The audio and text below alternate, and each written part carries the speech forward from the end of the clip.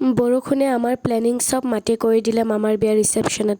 হে guys, welcome to my channel. মোৰ চেনেললৈ আপোনালোকক স্বাগতম জনাইছোঁ।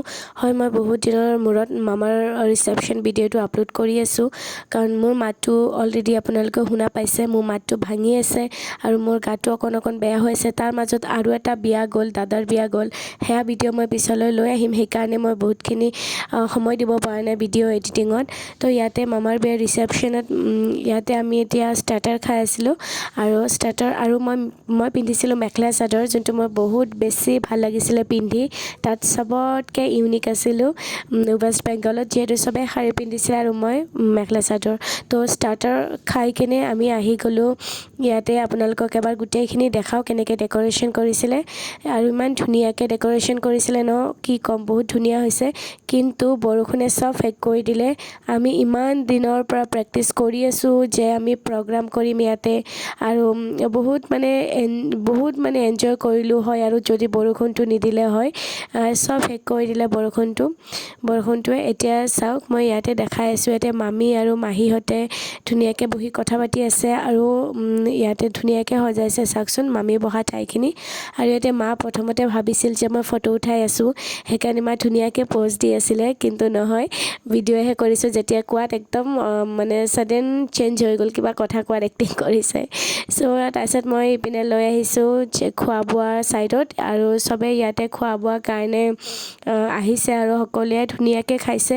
আৰু খোৱা বোৱা যে ইমান টেষ্টি হৈছিল নহয়, কি ক'ম। বাটাৰ নান আৰু বেবী নান আছিলে, আৰু পনীৰ বাটাৰ মছলা আছিলে। ইমান যে টেষ্টি হৈছে। ষ্টাৰ্টিঙতে সেই দুটা দিছে, বহুত বেছি ভাল লাগিছে, বাকীটো ক'বই নালাগে।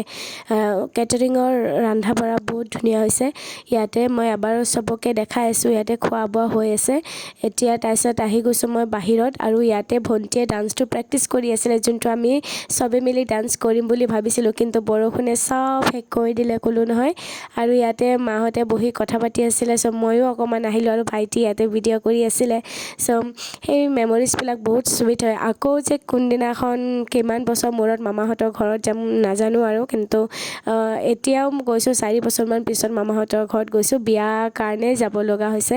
আৰু ইয়াতে মাহীহঁতে চবে মিলি ফটো উঠিছে, আৰু চিমিয়ে উঠিবগৈ পৰি গৈছে, বহুত জমনি লাগিছে এইখিনি।